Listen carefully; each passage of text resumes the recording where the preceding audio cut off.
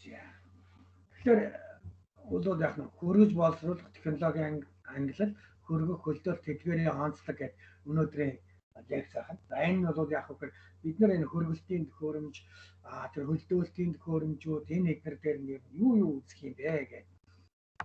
За голдуу нөгөө нэг ярьж ирсэн хурдан хөлдөөдөг төхөөрөмж гэх тэр болгоныг бол бид нар үзэх байхаа гэж.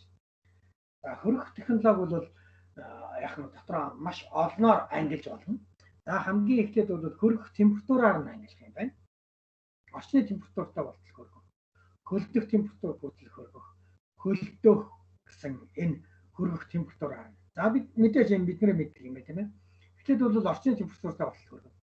Нэгэнт орчны температуртай болж байгаа юм бол энийг заавал хурдан бишээр хөргөх бол бид нар юу ашиглах вэ? Орчны температуртай болохоор орчинд байгаа хүйтэн биетүүдийг л ашиглана гэсэн үг тийм ээ. За голдуу байгалийн хөргөлтийн тухай энэ дээр яриад байна гэсэн үг байна. Орчны температуртай болохоор. Хэрвээ энэ дээр огцом хурднаар орчны температуртай болтол хөргий гэвэл энэ дээр цохомл хөргөлтийг бол яг нь ашиглах баг. За бусад тохиолдолд бол орчны температуртай болтол хөргөхдөө бид нар бол байгалийн хүйтнийг ашиглах юм байна.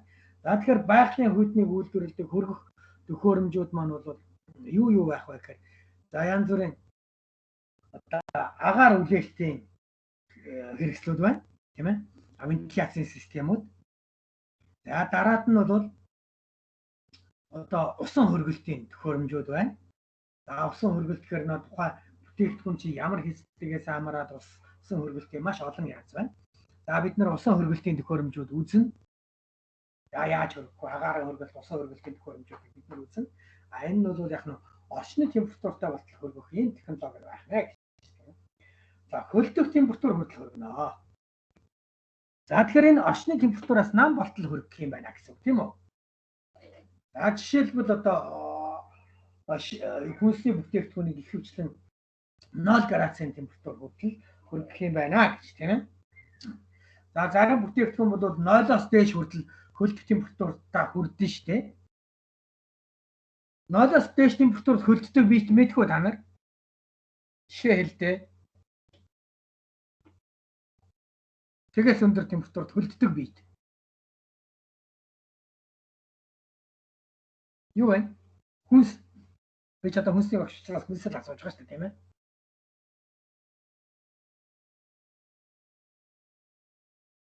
Юу вэ? Яа нэг жишээ хэлдэ. Хамгийн өргөн нэг жишээ байна шүү дээ.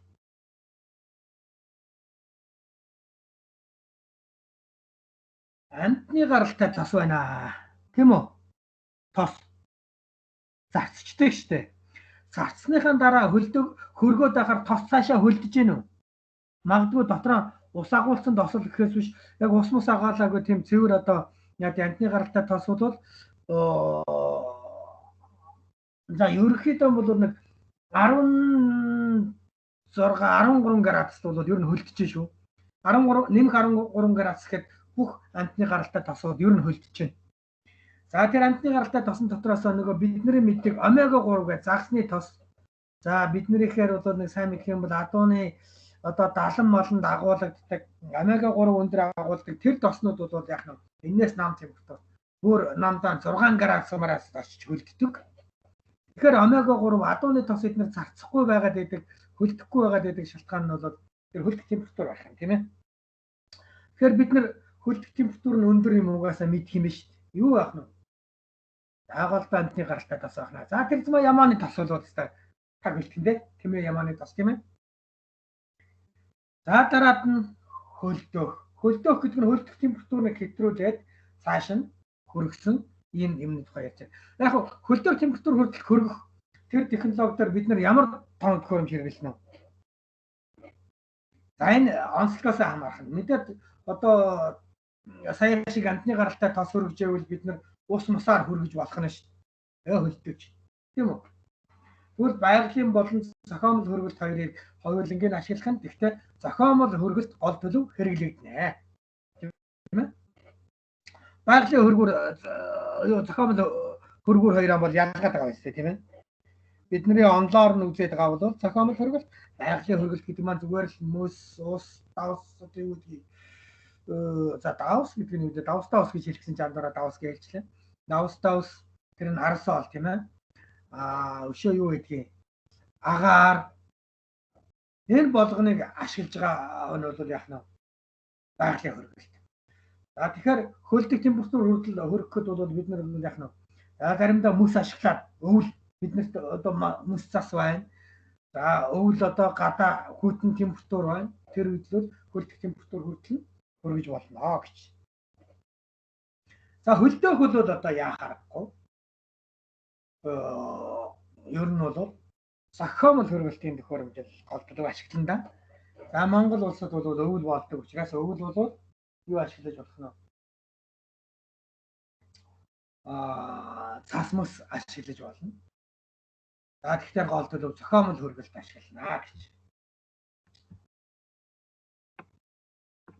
За хөрөх аргаар нь байгалийн хөргөлт ашиглах гэж байна. Сая яриад байгаа агаар, ус, цас, мөс, давс өшөө юу вэ?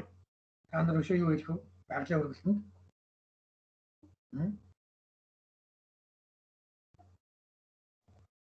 Байгалийн хөргөлтөнд өөр юу байх вэ?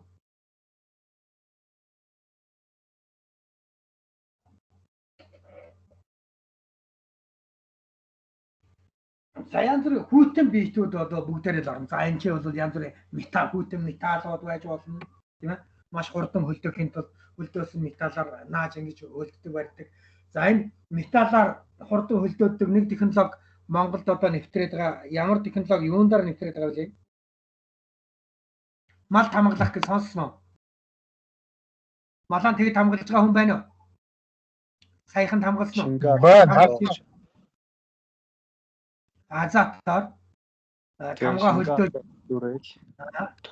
Тэгээд л шууд тамгалаа. Хайрч бодож сүүл нөгөө нэг сүүлийн үед их тэгж тамгалдаг болчиход байна шүү дээ. Тэр чинь одоо нөгөө хүйтэн металл ашиглаж байгаа загвар нь багхгүй тий. Хүйтэн металл. За дараад нь зохиомжтой хөргөлт гэж байна. За мэдээж ойлгомжтой. Зохиомжтой хөргөлт гэхээр юу байх вэ гэхээр хөргүүрийн машин тийм ээ. За хосолсон хөргөлт байна. Байгаль болон зохиомжтой хөргөлт хосолсон. За энэ бол янз бүрийн мөсөн зойрыг голдуу их оруулалт юм да. Яг байгалийн болон зохиомжтой хөргөлт хосолсон тийм супер юм бол ер нь мөсөн зойр. Мөсөн зойрын дагаачаа хийгээ хөлдөөлөө нөгөө дулаанаа өгөөд мөсөн гисгэх гэдэвэл хөргүүрийн машин давхар ажиллаад алдагдсан хүйтнийг нөхөж өгөөд ингээд ажиллаад байх тийм ээ. Гадаа их хүйтэн байгаа гэвэл хөргүүрийн машин хэрэггүй байгалийн хүйтнэрээ хөргөөд байна. Тэгтэл жаахан дулаараад ирэх юм бол яах нь зохиомжтой хөргөлт хөргүүрийн машин ажиллаад тэр хөргөлтөө нэмээд байдаг. Ийм загвар. За хосолсон хөргөлт бол бас өөр жишээнүүд бол их олон бий л дээ. Яг үгээр бас эхлээд их халуун имийг эхлээд агаараар хөргөөд дараад нь усаар хөргөөд сүүлд нь аажаад яах нь одоо хөргүүрийн машинаар хөргөдөг ийм юм байна. За жишээлбэл манай хүнсний салбарт байна. Сүү хариуцах төхөөрөмж. Сүүг одоо яг үгээр эхлээд 72 градусаас дээш температурт 2 минутал байрчвал нөө бурцлиац гэж юм устдаг. Тэгэхээр 75 градусыг байрчдаг. Тэгээд 2 минут өгчдөг. Тэгэнгүүт бурцлиац устна. Бусад ашигтай бактериуд нь устдахгүй. Энийг нь пастеризацлах гэж ярьдаг. Тийм ээ. За тэгээд пастеризацлсан сүүгээ буцааж хөргөхдөө эхлээд яаж хөргөдөг гэж та нар бодож байна? Эхлээд орж ирж байгаа сүүгээрээ хөргөж. Орж ирж байгаа сүүгээрээ. Тэгэхээр сүг угаасаа 70 хэдэн градус хүртэл халаах ёстой байтал 70 хэдэн градус халдсан сүгэ орж ирж байгаа сүүтэйгээ одоо ингээд яг холихгүй шүү дээ. Нэг хоёр ханны хоёр талаар урсаад биеиндээ дулаан дамжаад нэг нь хөрж нэг нь халлаа. За тэнгуут сүүн тодорхой хэмжээнд халчлаа. Нөгөө хариуцагдсан сүүн буцаад хөрлөө. Хөрөхөөр нь одоо тэр сүүнээс гадна дахиад усаар хөргөөд эхэлнэ. Тийм үү? Усаар хөргөнө. Усаар хөргөөд ус бол одоо ерөнхийдөө бол за карантины усаараа тооцъё. Хамгийн одоо хүйтэн үедээ ус бол нэмэгт 7 градус хамгийн үед. Тэгэхээр баг ийм байна гэж байхгүй. Тэгэхээр карантины ус бол яах нь за донджаар 14-өөс 16 градус хүртэл хөргөх тийм чадвартай байж байна. А тэгээ 16 градус хүртэл хөргөчлөө бид нар сүүгээ цааш нь нэмэх 5 градус хүртэл хөргөх ёстой. Тэгвэл яах нь хөргүүрийн машин ашиглаж. Энэ бол хосолсон хөргөлтийн арга байх юм тийм ээ. За дараагийн нэг юм нь бол хөргөх биетээр нангилна гэж. За нэгдүгээр хий орчинд хөргөн.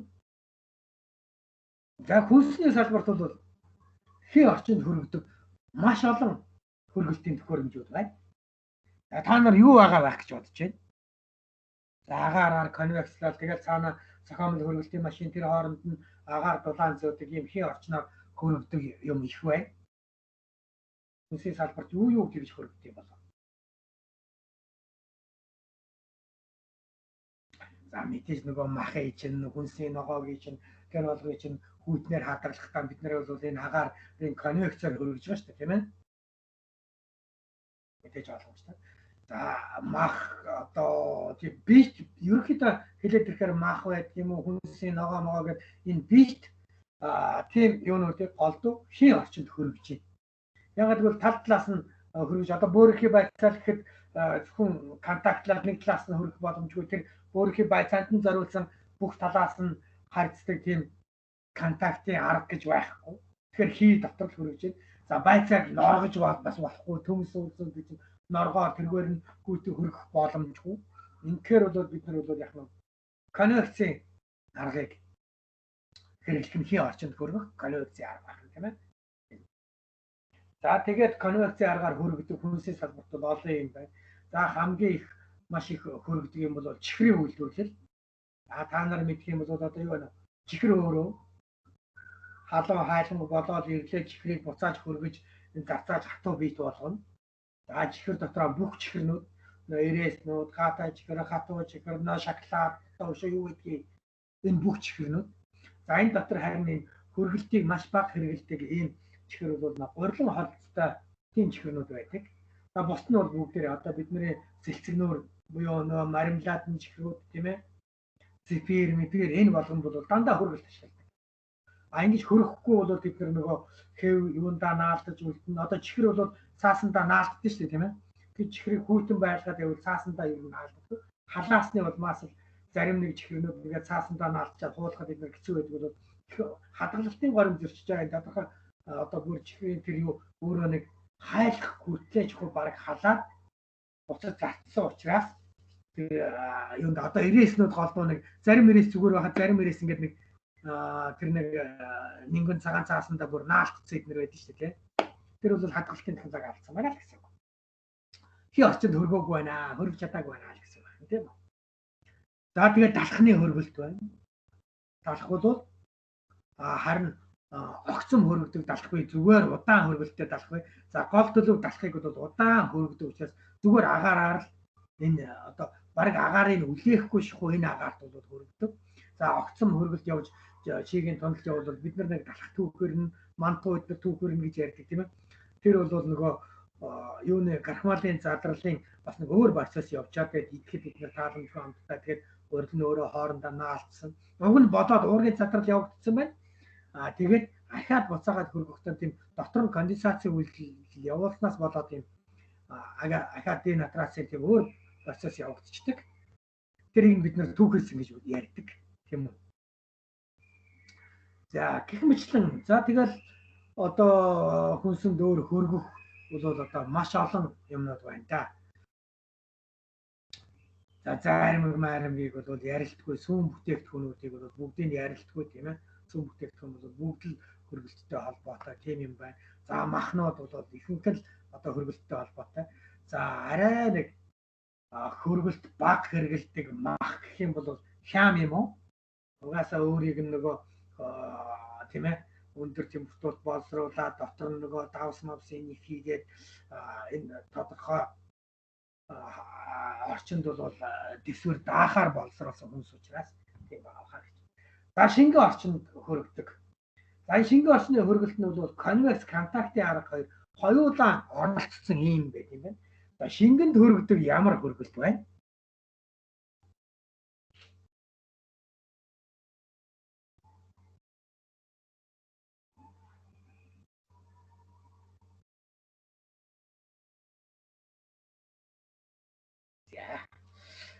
За энэ шингэний хөргөлтөд ийм орчнууд бол одоо сүүлийн үед бас нэг их өргөн хэрэгэлдэг бас ийм харагдана. Одоо гадуур нь мөсөн бүрхүүл тогтоож хөлдөөж тэр одоо жишээлбэл ингээл ерөөсө гадуураа нэггүй мөсөн бүрхүүлтэй ингэхэд бол зарим нь бол шингэн дүрдэг, зарим нь шингэн шүршдэг ийм шингэн орчны ийм хөргөлт хөлдөөлтийн технологиуд байдаг. Тийм үү? А тэгвэл зүгээр шингэнийг шингэнээр нь хөргөх аргууд саяын тэр сүү хөргөх арга л байна шүү дээ, тийм ээ? Наан хөргөлтийн машинаас арсол ч юм уу глюкол ч юм уу хүүтнийг аваад хоолойны гадуур урсчаар хоолой дотор явж байгаа сүү хөрнө. Тийм үү? А ялтас аппарат байх юм бол та нар одоо пянзан аппарат, ялтас аппарат, бойлер эднэр сонсож байсан ч юм байна. Бойлергээд нэмхэн ялтсны нэг талаар нь одоо глюкол урсж хахад нөгөө талаар нь сүү урсаад тэр хоёр бие биенээ хөргөх гэж байдаг юм. Энэ шингэн орчны юу бахан. За энэ дээр нэгдүгээр шингэнээр хөрөхөд яагаад нэгдүгээр конвекс явагдана гэж. Угаасаа шингэн дотор конвекс явагддаг. За дулаан дамжуулалтын конвекс гэдэг бол гайхамшигтай үзэгдэл. Би та нарт ярьж ирсэн үгүй юу? Конвексийг бол нөгөө загас дээр нь амьдрал доор нь биш худлаа ярьлаа. Доор нь загас нь амьдрал, дээр нь загсыг нь шараад байдаг. Тийм технологи байд юм шүү гэж ярьж ирсэн тийм ээ. Тэгэхэд 200 градус хүртэл халсан тэр тосноос доотлын загас амьдарч байгаа ус руу дулаан дамжихгүй байгаа тухай ярьж ирсэн тийм. Энэ бол конвекс. Конвекс бол бидний мэддгээр бид нэр хөргөлтийг бол дээд орчинд нь явуулаад хөрсөн агаар нь доошоо бууж ингэж конвекслдаг. Тийм учраас юунд зойронд бол батарейнуудыг таазаарна. Ууршуулагчдыг бол одоо таазанд ойрхон байрлуулдаг ийм зарчимтай тийм. Гэтэл халаалт төхөөрөмжүүд фармаар бол аль болохоор доор шалны халаалт малаалт гэж хэлдэг. Энэ бол конвексийг дэмжиж байгаа асуудал. Тэгвэл шингэн байхад юу контакт болно гэж. За мэдээж хоёр шингэн бие биентэйгээ харилцсан үйлчлэгтэй одоо металлын хоёр талаас үйлчилж байгаа. Тэгэхээр металл хөрсөн металл нөгөө сүүгэн ч юм уу шууд молекулаас нь молекул руу дулаан бас дамжуулж байгаа. Тэгээд хөрсөн молекул нь харин цаашаа хөдөлгөөнд орж бусдыгаа хөргөж байгаа. Энэгээрээ конвекс явуулж. Тэгэхээр шингэнд контактны арга мөн конвекцийн арга хоёулаа явуулт юм байна. За дараад нь контактны арга байх юм тий. Шууд энэ бол түрүүний тэр адууд хамгаалдаг арга бол энэ контактны арга гэсэн тийм ээ. За тэгвэл ерөөсө контактны арга бол нэг молекулаас нөгөө молекул руу шууд одоо дулаан дамжуулж байгаа энэ үзэгдлүүд л тий. Тэгэхээр гол төлөв одоо хүүтэн хатуу биетүүдээс ямар нэгэн биет дулаан авч байгаа энэ аргыг бол гол контактын арга гэдэг байна. Контактын арга. За хөргөх хугацаа гарна энгийн байгалийн арга гэж тийм ээ. Анигөр бол за бид нар энэ хурд мордын гэсэн ер нь бол цагт 5 см-ээс дотгошоо хөлдөж байвал энэ энгийн хөргөлт гэж үзнэ. 5-аас хамаагүй бага. За эрчимтэй хөргөлт хөлдөөлт гэж байна. За байгалийн аргаар ингэж хөлдөөхөр бол голд нь бол конвекцийн зарчмаар дулаан солилцож байна. Тийм үү? За эрчимтэй хөргөлт хөлдөөлтөнд дөрөвдөд конвекцийг эрчимжүүлэхийн тулд бол бид нар бол яах нь сенс мэс тавьдаг тийм арга тийм. Тэгэхээр сенс тавьчихаар хүүтэн нь нэмэгдчих тийм үү? Одоо жишээлбэл энгийн улсууд одоо та нарыг хөргөлтийн инженер биш энгийн улсууд ингэж ойлгодог гэнэ. Сенс тавьчихаар хүүтэн нь нэмэгддэг гэж ойлгодог гэнэ. Хөргөлт нь эрчимтэй явагдаад байгаа юм чинь агаарын температур нь буурчдаг ч юм уу. Эсвэл яадаг нэг хүүтэн болдог, хүүтэн нэмэгддэг гэж ойлгодог гэнэ. Эрчимтэй хөргөлтөнд юу явагдаад байгаа вэ? Агаарын идэвхтэй сэлгэлт байна гэдэг инженер хүний хувьд бол юуны өөрчлөлт гарчаад байгаа вэ?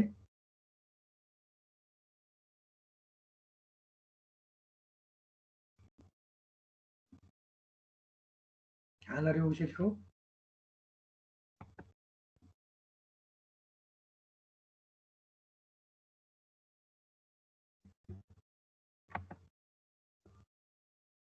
Хүмүүс маань бүгдээр л байх юм да. Яагаад хариу хэлэхгүй байна?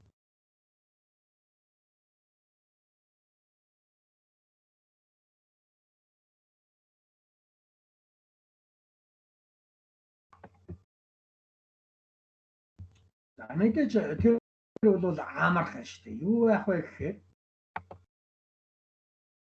дулаан өгөлтийн коэффициент л нэмэгдчихдэг гэж бид нар ярьсан шүү дээ. Угаасаа хүн ингээд халууцсангуудаа сэвдэг. Сэвхээр одоо тэр сэвж байгаа гарны хөдөлгөөн юм уу тэр дэвүүр одоо сэвүүрээс нь хүйтэн гарна гэж байхгүй шүү дээ. Ганцхан агаарын хөдөлгөөнийг л нэмэгдүүлчих чад. Халууцсан ингээд өөр нүүр амаа сэвдэг юм тийм ээ. Тэр нь яаж байгаа юм? Дулаан өгөлтийн коэффициентийг л нэмэгдүүлж байгаа юм аа. Эрчимтэй хөргөлт төлөвлөлт бол дулаан өгөлтийн коэффициентийг нэмэгдүүлэх аргууд байх нь дээ. Тийм үү? За дараад нь гүн хөлдөөлт. За гүн хөлдөөлт. За бас нэг нь ямар хөлдөөлт гэдэг вэ? Хурдан хөлдөөлт. Quick freezing технологи. За бид нар гүн хөлдөөлт гэдгээр нөгөө хурдан флаш тэр хөлдөөлт үйлдийг ойлгоод байгаа. За гүн хөлдөөлт гэдээ орчуулчихсан юм. Уг нь хурдан хөлдөөлт юм уу түргэн хөлдөөлт, түргэн гүн хөлдөөлт гэж байх байсан байхаа гэж бодъё. Тэгэхээр хоёр үг хэрэгжилжсэнээс нэг нь баг ойлгомжтой гүн хөлдөөлтөнд сайн байна. Тэгэхээр маш их хурдтай ингэж хөлдөөх нь. За маш их хурдтай ингэж хөлдөөхэд бол за нэгдүгээрт бол одоо хүйтэн маш их байна гэдэг нь температур маш их нам байх ёстой тийм ээ. Температур маш их нам байна. Хоёрдугаар яах нь нөгөө дулаан өгөлт маш их эрчимтэй байх ёстой. Тийм биз?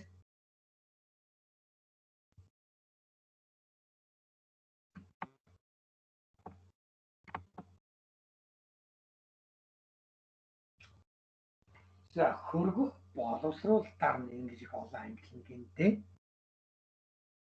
За нэгдүгээр шууд хөргөх хөлдөөх арга байна. За бидний мэддэг махыг шууд л одоо яг жинчэн нууршуулагч одоонд нь агаар сэлгээд шууд хөргөж хөлдөөж яах юм. Тийм ээ. За дараад нь дисперс үүсгэн хөлдөөх. Дисперс гэдэг үгийг ер нь мэдэх үү? Юу юм бол дисперс гэж? Дисперс гэж юу вэ?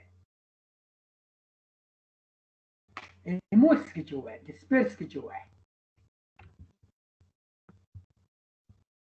Дисперсыг хэлэх юм байна уу? Дисперс гэж юу вэ? Дисперс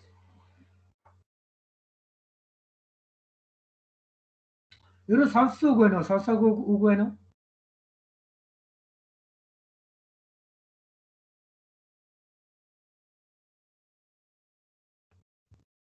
Аа.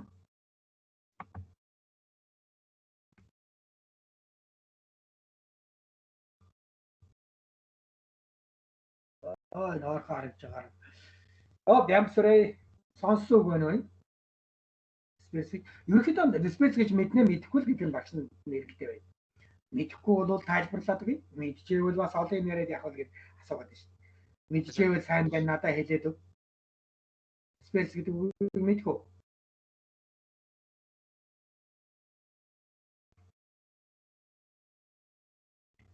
Ясаар дуурсан уу? Алга уурч тиймэрхүү.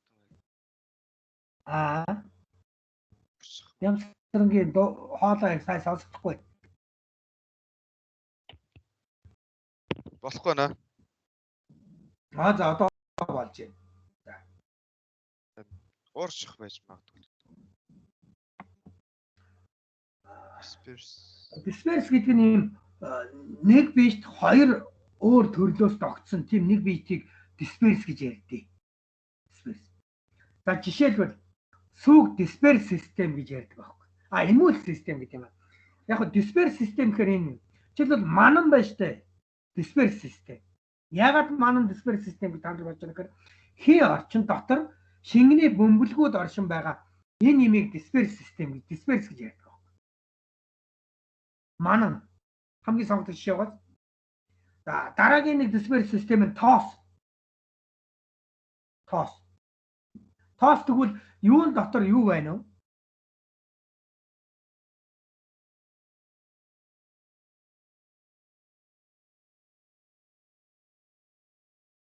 Хий дотор маш жижигхэн шороо одоо түүрингийн тийм жижигхэн агуулмжууд байгаа учраас тоос ингэж манараа тоос ингэж босцсон. Нэг disperse.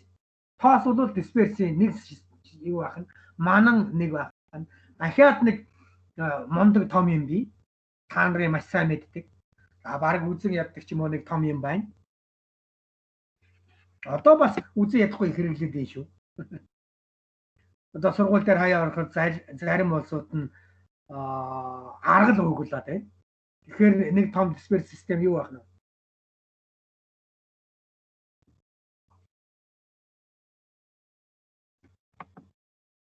Утаа байх нь шүү дээ. Утаа disperse. Утаа байна тийм үү? Утаа disperse. Тэр emulse disperse-тэй адилхан emulse систем гэдэг нь хоёр шингэнээс тогтсон, хоёр өөр шингэнээс нэг юм шингэн тогтоод байгааг бол emulse систем гэж байна. Тэр emulse нь сүү яагаад гэвэл сүүн дотор тос байдаг шүү дээ. Жишээлбэл та нар хүн болгон мэднэ тийм ээ. Сүүнээс масл ялгаж авдаг уу? Одоо зүцгийн тос тийм ээ. Монголоор зүцгийн тос. Бидний үгээр масл. Тэгэхээр сүү бас 80 хэдэн хувь нь ус. Тэгээд нэг цаад одоо баг 20% нь одоо яадаг нэг 8-9% нь бол тос. Бас нэг за баг 10 гаруй тосууд янз бүр байдаг юм а. Сүүнийхээ юунаас хамаарат. За нэг зарим нь бол яг нь маш өндөр тослогтой сүү байдаг. За ерөнхийдөө 3% тослог маслагтай эднэргээд тослог сүү эднэргээд 6% мөвгээ бичсэн байдаг тийм ээ. Тиймэрхүү тослогтой. За тэгээд цаана нь өөр хувь байж яхах нь. Юу ах нь уураг байж байна, хураа хатуу бодисууд байж байна, сахар байна гэх мэтлэн. Энэ болгон ингэж орж хагаад ерөнхийдөө сүү бол эмульс системаа тос ус хоёроос голдуу тогтсон эмульс гэж үздэг. Тэгвэл disperse үүсгэн хөлдөөх гэдэг нь яах нь одоо жишээлбэл та нарт хэлэхэд сүүг ер нь хатаах юм арга байдаг. Тэрний нэгэн хувилбар нь юм сүүг бас хөлдөөж болно. Хөлдөөхдөө одоо бидний мэдгээр юм том хатуу цул биш. Нунтаг болгон яах нь хөлдөөх юм аргууд байж болно. Тэгвэл disperse үүсгэн гэдэг нь энэ. Жишээлбэл хий дотор сүүг ингээд туслаар зацаад өгчээ. Тэгвэл юу болох нь? Disperse болно. Ойлгомжтой тийм ээ? За дараагийнх нь бас энэ disperse-ийн нэг хөлбөр хаад pure болгон хөлдөөх буюу за нунтгалж хөлдөөх арга байна. Pure гэдэг маань бол одоо powder гэсэн утгатай үг юм да тийм ээ. Тийм одоо нунтаг болгон юм хөлдөөх энэ арга. За яагаад нунтаг болгон хөлдөөж байгаа юм бэ гэвэл аливаа юмыг ерөөсөө жижиглээд одоо дулааны боловсролд оруулах хамгийн сайн арга байдаг. За дулааны нэг хувилбар бол хөргөлт тийм ээ. Температур нам болохоос ш дулааны нь авсан өгсөн энэ хувилбар нь. Тэгэхээр нунтгалсан юмыг хөлдөөх бол маш амархан юм аа тийм үү. За дараагийн нэг арга нь бол одоо шингэн хөлдөөнө гэнтэй. Юу гэдэг юм бэ гэхээр шингэн дүрж хөлдөөх л технологи. За хамгийн их шингэн дүрж хөлдөөх л түрүүхээ ярилцсан нэг азотын дүрх тийм ээ. Азот тийм. Одоо даачаад одоо хүнсний бүтээгдэхүүнийг одоо дүрээд хөлдөөдөг. Энэ нь бол маш огцом хөлдөөлтийн технологи. За энэ бол яах нь биетийг шингэн дүрж хөлдөөх нэг аргачлал юм байна да. За дараад нь бол савлгаатайгаар хөлдөөх гэж. За хүнсний бүтээгдэхүүнийг гэдэг бол хөлдөөхдөө янз бүрийн савлгаанд хийчээд савлчаад хөлдөөлдөг ийм аргууд бол байдгийн. За савлгаатай хөлдөөлдөг тийм аргуудын жишээ юу вэ?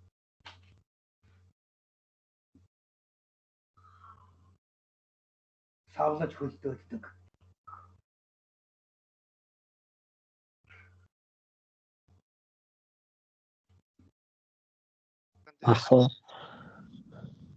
За тий. Одоо махны бол нөө блок махнууд гэж ярьдэн шүү дээ, тийм ээ. Блок гэж хөлдөөдөг. За тэр бол энэ савлгаат хөлдөөлт энийг сонгодог жишээ юм. Зүгээр ийм махыг биш. Одоо махнуудыг жижиглж барьж гад ангилж чаад яах нь шахсан хавтангууданд ороод хавтангуудаар нь завсраар нь хүйтингүйгээд тэгээ махыг хоёр талаас нь хөлдөөчөөд тэгээд ийм янз бүрийн тэгшүүн цат мөнцөг хэлбэртэйгээр гаргаж ирдэг энэ аргууд байна тийм ээ. За одоо савлгаатаагаар хөлдөөс хөргөх технологиуд нь бол бас янз бүрийн зэгцэгнүүр чихэр үйлдвэрлэх янз бүрийн одоо бас зайрамгийн төрөл бүрийн хувилбар гаргах энэ аргууд бол энэ савлгаатай хөлдөөх технологиудад ордог.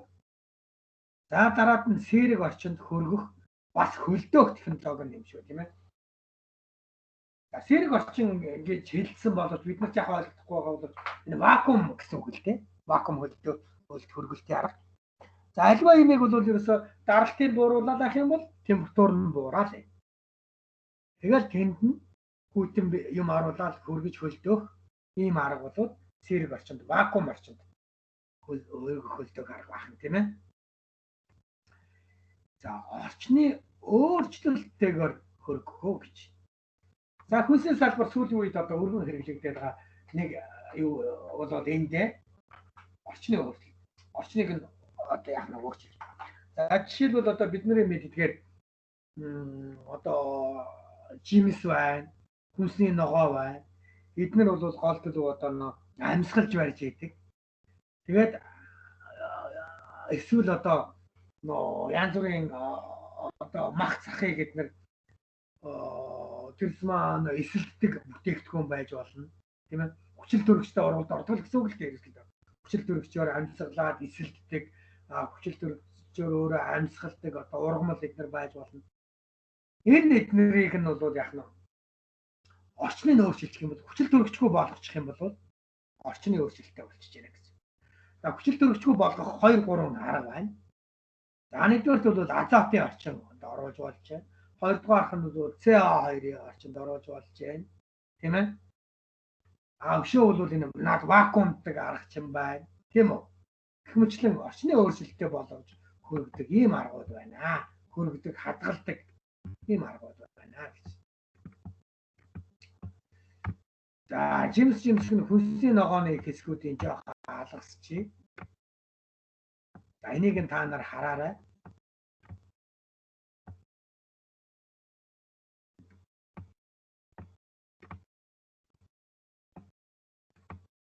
За махан бүтээгдэхүүний хөргөлтийг ч гэсэн ерөнхийд нь бол алгасчи. Тийм ээ. За маханд юу байдгүй, яаж хөлдөөдгөө, ямар юм байдгүй гэл ингээл карносын крачнын гэл мах юм байгаа.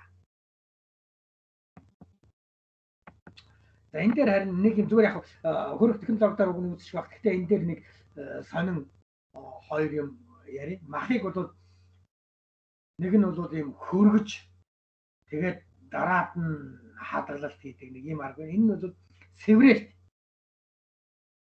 хийгээд тэгээд хөлдөөхгүйгээр ийм хадгалах ийм арга байдаг. За дараагийнх нь бол яг нэг хөлдөөж хадгалах нь сэврээгээд хөлдөөгөө дараад нь хадгалалт гэсэн ийм хоёр зарчмаар бол хадгалнаа гэдэг бол яг параметртэй байна. За сэврэлт нь бол одоо ер нь сэврэлт гэдэг бол нэг маханд автолизийн процесс гэдэг нэг чухал юм байт юм аа. Тэрнийг явуулах зорилготой хийдэг ийм процесс юм аа гэж. За тэгээд дараад нь бол яг сэврэлт бол ерөнхийдөө нэмэх 5 градус орчинд явагдана. За зарим их хүйтэн орчинд сэврээгээр хасах 5 хүртэл ер нь явуулдаг.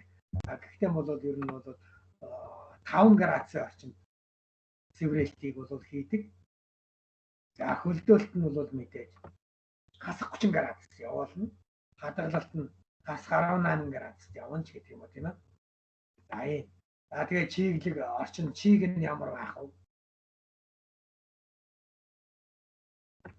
За энд бол яах нь вэ? За яаж яах нь вэ? Яаж хөргөх нь хөлдөөх нь технологи сонирхол энийг нэг хараад гараа.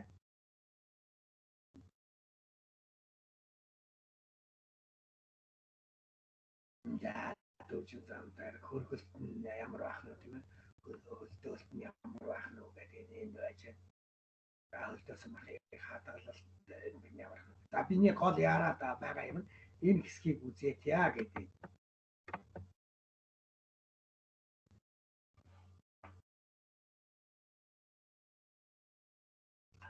За бүтээгдэхүүнийг ер нь хөргөлт болон тэр хадгалалт энэ гол юм нь бол нэгдүгээр энэ одоо ямар боловсруулалт хийгээд байна вэ? Яагаад энэ юу хийх гээд байгаа юм бэ гэдэг зорилгоос хамаарч бол тэр хөргөлт нь бол яг нь тодорхойлогдож тийм. За нэг нь бол хөлдөөж удаан хугацаанд хадгална гэж тийм ээ. За энэ нь бол хас гаруй 8-аас илүүгүй температур. Тэрнээс одоо яг нь өндөр биш температурт хадгалах. Юу гэсэн үг вэ? Хас гаруй 7, хас гаруй хасах 8 биш. Хас гаруй 8-аас доош температурт хадгалах тухай яриад байгаа юм байна гэж. Энэ яриад байна.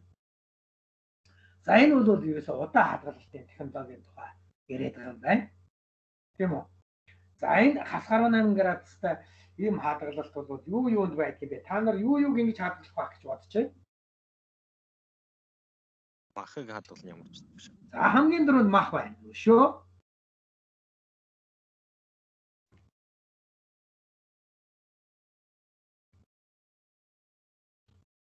За сүү заармаг байж таарна тийм ээ. За энэ дотроос хамгийн их нам ер нь бол хүнсийн бүтээгдэхүүнд бол одоохондоо хамгийн нам температурт хадгалдаг тийм одоо өргөн хэрэглээний хүнсийн бүтээгдэхүүн дотор бол цэцгийн тас байна да. Хасах 22-аас хас 25 градус хадгалдаг гэж. За цэцгийн тасны онцлог бол бас юм хасах одоо юу гэдгийг 10 хэд мэдэн градуст хадгалахад цэцгийн тасанд бол тийм бид нэр бол цэцгийн тас нэг юм гачлах юм уу эсвэл сонин амт манттай болцсон эсвэл нөгөө өөр идсэн тийм технологиуд ягаад гэвэл цэцгийн тас бол өөрөө цэвэр тосноосоо гадна маслд бол багахан хэмжээний уурга муурга агуулгадж явдаг төгс уургануудаас. Та нар мэдэнд зүгээр шар тос бол ингээ хайлах гэд дотор нь юу ч байдг бол та нар маслыг зүгээр ингээ хайлах гад божигсон цагаан юмнууд байдаг. Тэр бол маслын дотор тодорхой өөр хэмжээний агуулмж байжээ гэж хэлээд байна гэсэн үг тийм үү? За дараад нь зүгээр хөлдөөж хадгалах удаан хугацааны биш зүгээр хөлдөөж хадгалах. За энэ бол хас гаруй 2-аас хас гаруй 8-ийн хооронд юм аа. Ер нь иймэрхүү температур шүү гэж үзэж яах юм тийм үү? За зүгээр хөлдөөж хадгалж байгаа. Тийм. За зүгээр хөлдөөж хадгалж байгаа ийм тохиолдлууд. За нэг өргөл нэг 2-аас 3 хоногийн хадгалалтын тухай яриад байна гэсэн үг л дээ баг энэ. Өсрөөл 7 хоногийн хадгалалт юм уу тийм ээ? Энэ. За биднийхээр бол одоо яа гэх янз бүрийн одоо хөргөлтийн шкафнууд, хөргөлтийн лангуунууд за тэднэрт ашиглах ийм юм байх нь. Тэсэг гарч ир. За дараад нь бол хөргөх гэж байна. За зүгээр хөргөх технологи бол түрүү бид нар үзсэн тийм ээ. Бүтээгдэхүүний эхний температураас нь орчны температураас бага болтол нь хөргөх ийм арга юм уу гэж. За ер нь бол 0 градус хүртэл хөргөн энэс доош бол хөргөхгүй байх энэ аргыг бол хэлээд байгаа юм байна гэж. За тэгэхээр энэ түрүүний төр зохиомжтой хөргөлт нөгөө орчны хөргөлт энэ мэнийг нь алийг нь хэрэглэх үе яах вэ? За бидний үүсгэх технологи дээр бол ерөнхийдөө бол энэ хөргөлт бол яг нь за голдуу нөгөө чихэрний хөргөлт янз бүрийн жимсний хөргөлт за тэр далах нарийн боовны хөргөлтүүд бол энэнд зүгээр энэ хөргөхөд бол яг нь орох юм байна гэж тийм ээ. За дараад нь хөрсөн байдлаар нь хадгална гэж. За 0-аас 10 градусын температураар хадгалах. Энэ юунд бол яг нь орох юм байна гэж.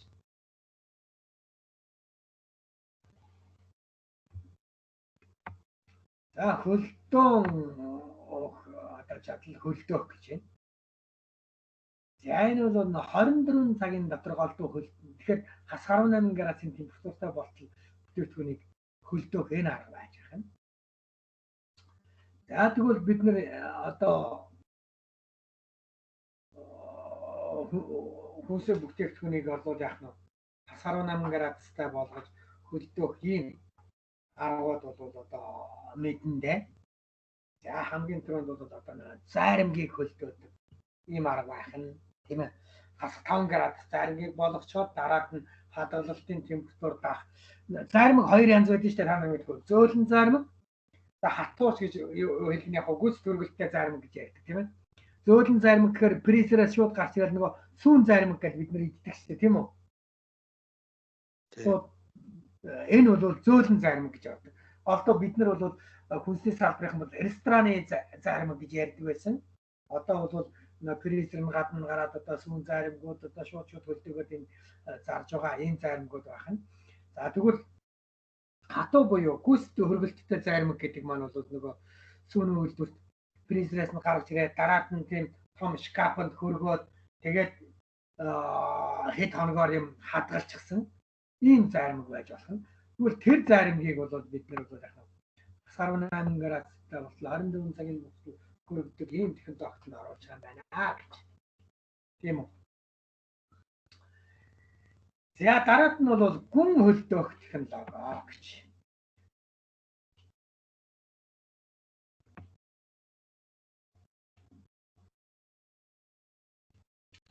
За гүн хөлдөөх гэж нэг 5-аас 20 см цаг хурдтай хөлдөөлт нь явагдаж бүтээгдэхүүн хас 18 градусын температуртай болох энэ процессыг бол гүн хөлдөөлт гэдэг юм байна гэж. За бас түргэн хөлдөөлт ч гэж нэрлээд байдгийг шүү тийм үү? Гүн хөлдөөлт.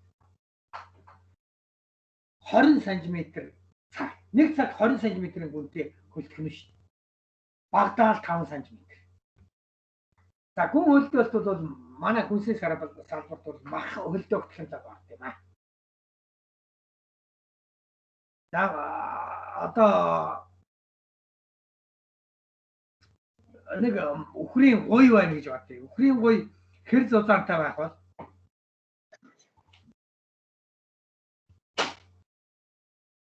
Нэлийн зузаан шүү башаа. За чөмөгнөөсөө нэг их зузаан хэсгийн махыг нь үзэхэд 30 санж байгаа тийм ээ. Тийм үү? За тэрнийг хас 18 градустай болтол хөлдөөё гэхлээр яах вэ гэхээр хас 30 градустай тийм орчинд явуулна. За одоо 5 градусын хурдтай хөлдөөд ингээд явж байна гэд 5 см-ийн хурдтай явна 30 санжийг л дор хаяхад бол яах нь 6 цаг магт бол яах нь хөлдөөж амжуулах хэрэгтэй гэдэг байх нь шүү дээ тийм ээ. За тэгээд одоо нөгөө яс мастай хэсгүүрүүгээ ороод хөлтөлт нь явуулаа голын чөмөг мөнгө нь хөлтлөө гэх юм бол ингээд маш удаан хөлтөлтийн технологи ашигладаг. Тэрийг нь маш хурдтай явуулах ёстой. Ингээд хас 30 градустай ингэж хөлдөөлдөг арга бол биднийхээр бол яах нь. За 18 цагийн дотор хөлдөөх. За өсрөөд одоо 32 цагийн дотор хөлдөөх ийм технологиуд байдаг. За тэд нар бол гүн хөлдөөлтийн технологи юм байна гэж. За ердөө хөлдөөлт бол ерөнхийдөө зүгээр л 5-аас 5 хүртэлх сантиметр цагийг л бол яг нь ердөө хөлдөөлтөнд тооцож байт юм байна да бид нар бол тийм үү.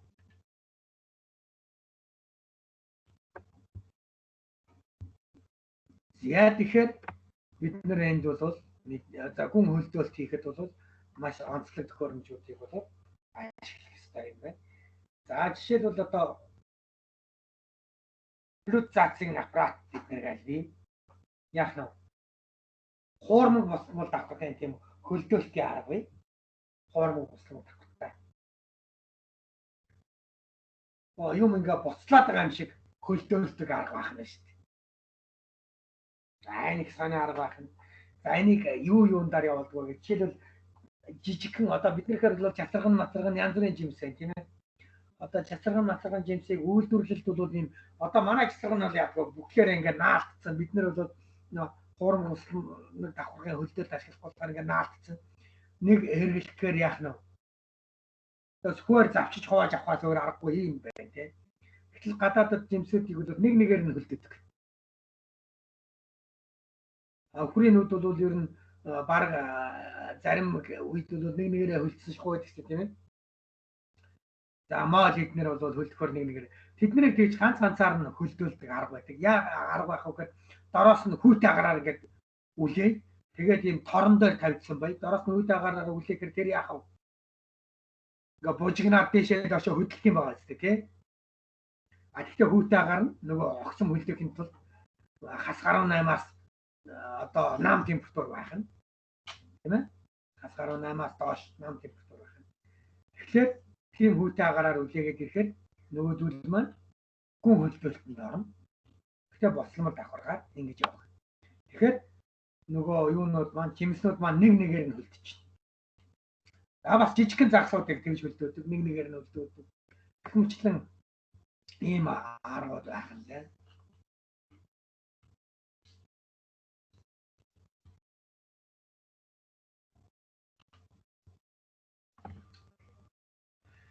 За өндөр өрсөлдөөлтэй зарим хүнсний түүхийг бүтээгдэхүүнийг хадгалах нөхцөл. За ер нь бол ягаад юм хүнсний шид сүлжээнд хөргөлт ягаад хэрэгтэй юм бэ гэвэл энэ нөхцөл гол нь болцоход байгаа юм тийм ээ. Зүгээр л нэг одоо бидний амьдарч байдаг 18-аас 22, 24 за бүр том температураар бид нар бол ерөөхдөө хэвийн температур одоо байх болох хэвийн одоо температурыг бол одоо 19-аас 20 градус гэж үздэг тийм ээ. А тэгтэл өргөнд диапазоноор бол 18-аас 24 градусын хооронд бол хүн бол хэвийн амьдраад байх ийм боломжийн температураа гэж үздэг тийм ээ. Тэгээд 18-аас доош 17 болоод 16 болоод дараад ихтэн 24-өөс дээш 25, 26, 27, 28, 29, 30 болоод ирвэл алгацаад ихтэн тийм үү. За тэгвэл тэнд байж болгодгүй бүтээгдэхүүнүүд нь юу юм бэ гэхээр за нэгдүгээрс бол өндөг байх юм.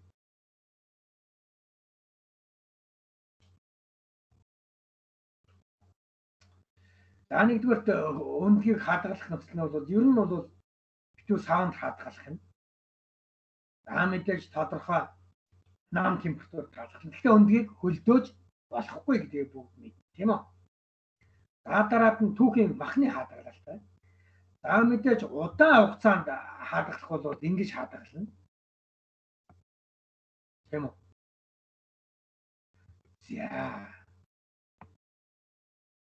За шулсан татсан махыг бол иймэрхүү температурт хадгалж болд юм байна.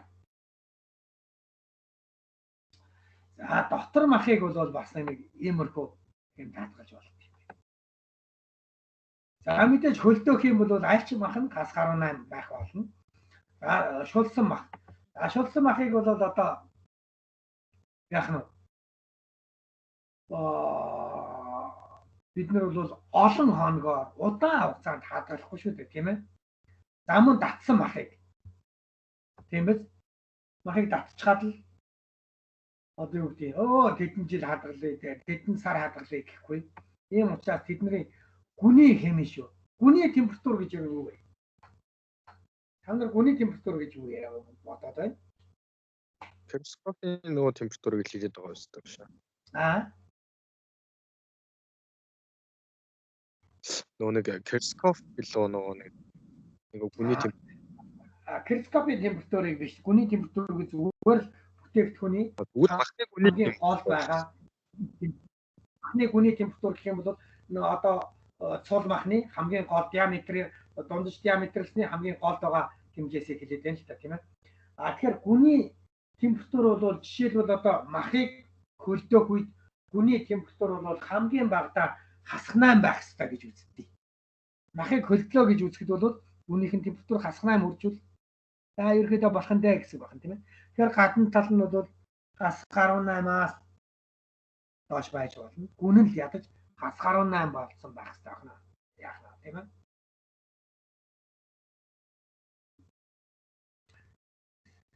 За.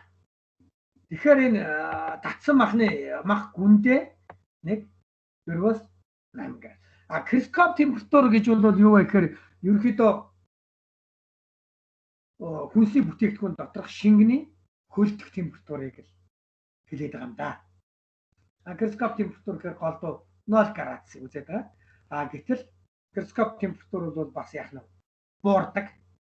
Зарим тохиолдолд хүнсний бүтээгдэхүүний шингэн 0 градуст хөлддөггүй. Яагаад гэвэл жишээлбэл давстаа ус Нэгтээс хамаараа шингэний агуулгаас хамаараад өөр байгаа юм болов шүү. Тий. Концентрацаас тэр шингэн дагуулгадж байгаа бодис болон концентрацаас хамаараад одоо давстаа ус бол 4-өөс хасах 8 градус эдгээр хөлддөг шүү дээ тийм үү. Хамгийн сул давстаа ус бол 4 градус юу хасах 4 градус шүү. Нэмэх 4 градус ямар учиртай байдаг вэ? Нэмэх 4 градусын учрыг мэддэг хүн байна уу? Нэмэх 4 градусыг яагаад их онцолт юм бол усан дээр юу явагддаг вэ? Нэмэх 4 градус.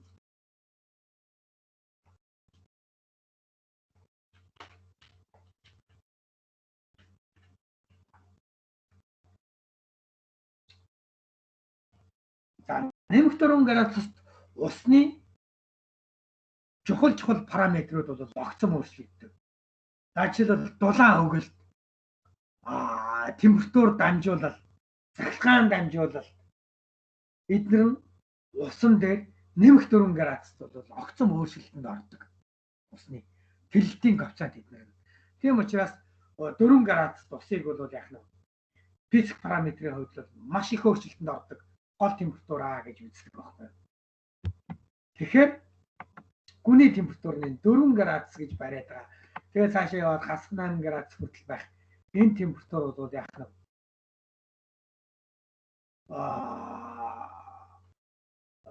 одоо усны хувьд бол төлөв байдлын чухал өөрчлөлтийн температур ахна шүү дээ. Мэдээж 0 градуст бол ус бол төлөв байдлаа өөрчилнө. 4 градуст бол үндсэн физик параметруудыг өөрчилдөг байна. Тэгээд дараад нь бол махан бүтээгдэхүүний хадгалалт. Энэ бол мах байсан. Махан бүтээгдэхүүн гэхээр юу болоод явчих вэ? Нөгөө одоо давсалсан мах одоо шүү юу гэх те утсан мах утсан одоо бүтээгдэхүүн утсан загас магс гэдэг тэд нар орно гэсэн үг тийм үү. За тэр утсан барьсан давсалсан бүтээгдэхүүнийг ерөөхдөө бол нэмэх 4 нэмэх 8 градуст бол хадгалалт боловсролт хийх. Нэгвэр бол хөргөчний доотлолт бол тодорхой хугацаанд удаан хугацаагаар бол хадгалах боломжтой гэсэн үг байна тийм ээ. За хөлтөө хадгалах махан бүтээгдэхүүн бол махтайгаа адилхан хас гаруй 8 градусын тухай ярьдаг байна гэж.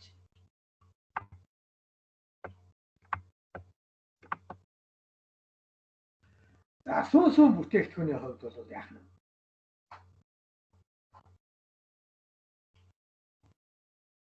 За нэгдүгээрт бол яах нь? 10 градусаас ихгүй хэнд хүлээн аваад 4 градусын хэнд бол яах нь? Хадгалнаа. За ингээд бол ил задгай байж болохгүй. Тийм үү? За мэдээж ойлгомжтой. За пастеризац хийсэн сүүн бүтээгдэхүүнийг бол одоо нэмэх 8 градусаас ихгүй хэмжээд хадгална. Пастеризац хийсэн гэдэг нь юу вэ? Бидний түрүүний нэг 75 градус, 72 градуст бол устддаг учраас 75 градус 2-оос баггүй хугацаанд тийм өндөр температурт байлгаж ариутгал хийсэн бүтээгдэхүүнийг бол яах нь 8 хэмээн температур хадгална. Эннээс ихгүй байх хэрэгтэй байх нэ гэж яах. За хөлдөөсөн арц. За хөлдөөсөн энэ дээр цэцгийн тас орно. Зайрамгийг хас гаруй 8 хэмээс доошгүй нөхцөлд хадгалнаа гэж. За ойлгомжтой тийм ээ.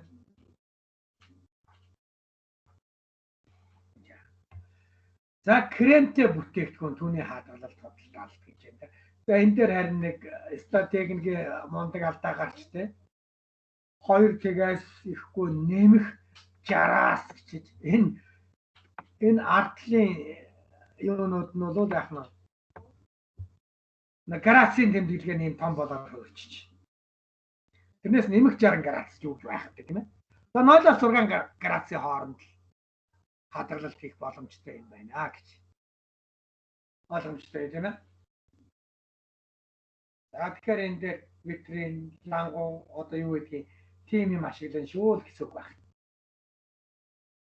Тийм ээ.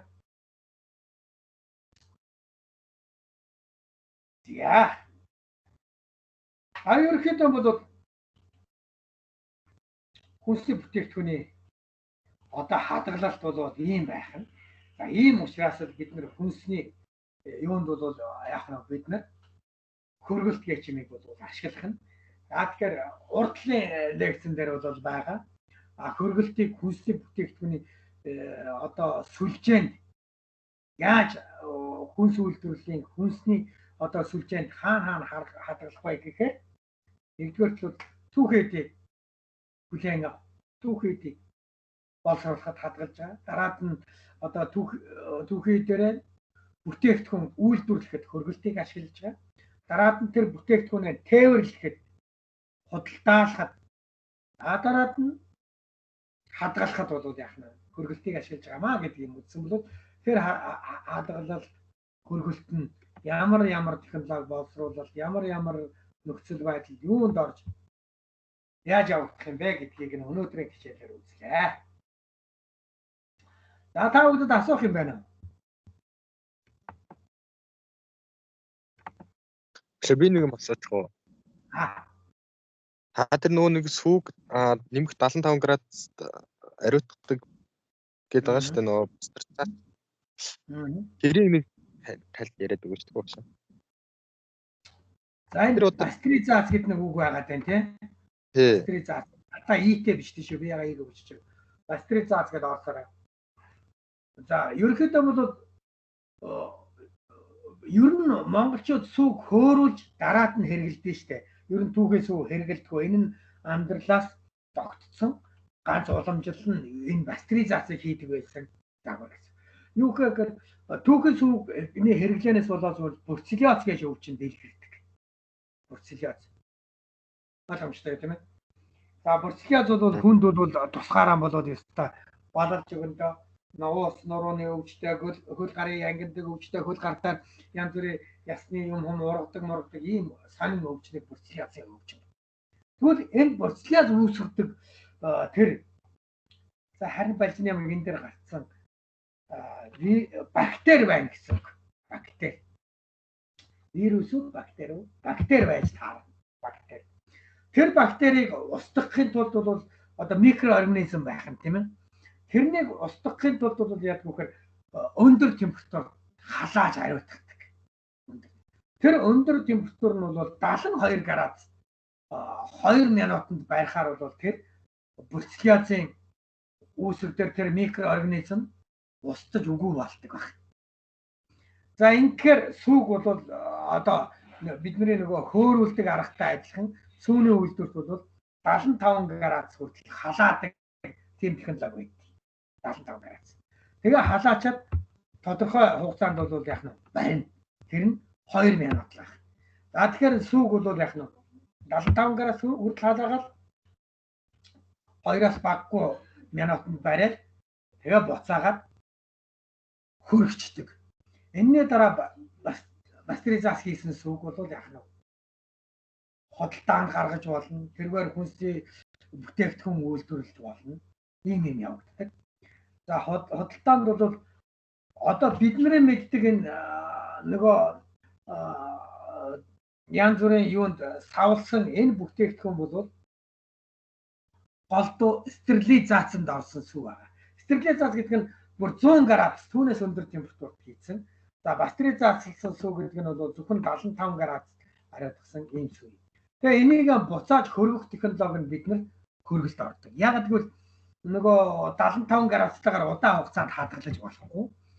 Буцааж хөргөхдөө одоо 5 градус хүртэл хөргөж 5 градустайгаар нь удаан хугацаанд бол хадгалж болдог. Зөв. За энэ үүний тулд бол бид нар бол яах нь 5 градус хүртэл хөргөхөөр эхлээд нөгөө сүүгээ халааж ариутгачлаад 75 градус тэгэнгүүт цаанаас нь ариутгуулахаар орж ирж байгаа сүүтэйгээ дулаан солилцуулж хөргөн. За дараад нь усаар хөргөчнө.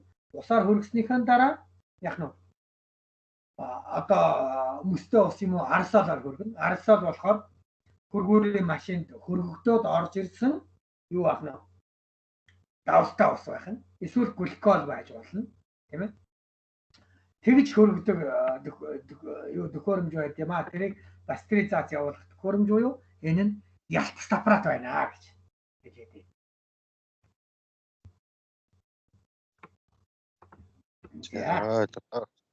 За.